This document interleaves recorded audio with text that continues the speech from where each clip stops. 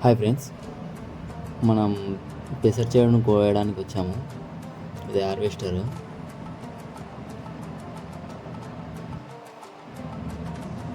First time అండి మనము పెసర చేను గిట్ట హార్వెస్టర్తో కోయడం.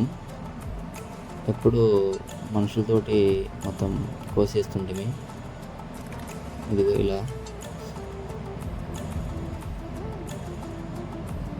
పంట అంతా ఏం లేదండి.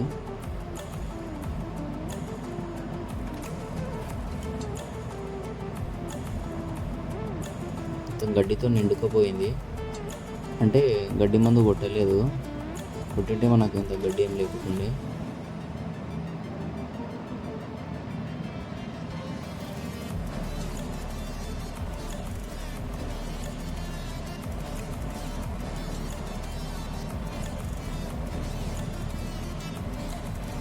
అంటే దీనికి బ్లేడ్లు విధంగా మార్చాల్సిన అవసరం ఏం లేదండి. డైరెక్ట్ మనం వరిచేనికి ఎలా వాడామో సేమ్ అలానే వాడితే అయిపోద్ది.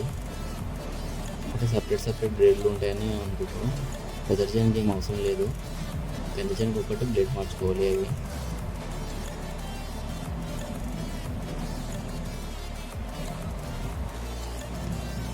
అంత ఏమీ లేదు చేను.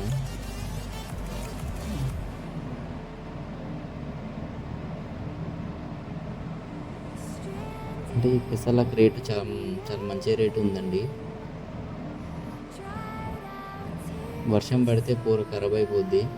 మనకు వర్షం పడినందుకు మన పంట చేతికి వచ్చింది, లేదంటే అంత ఖరాబ్ అయిపోతుండే.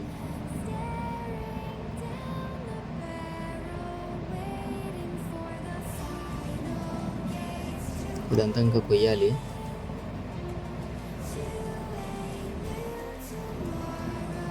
అంటే వరి చేను మనము గంట లెక్క తీసుకుంటామండి. ఇది ఎకర లెక్క తీసుకుంటాము.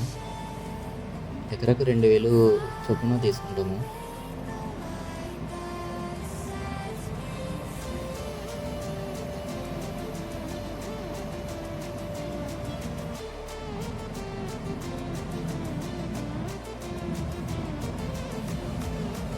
ఏంటంటే మనకు కొంచెం కిందికి డౌన్ చేస్తుంటాం కదా మనం బెస్ట్ పోయడానికి. ఆ రాళ్ళు ఉంటాయని కొంచెం ఇబ్బంది ఉంటుంది, అది చూసుకోవాలి.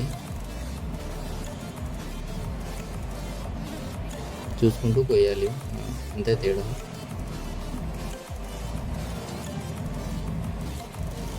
పక్కన ఉన్న పొలం కొంచెం మంచిగా ఉంది కోసిన కన్నా.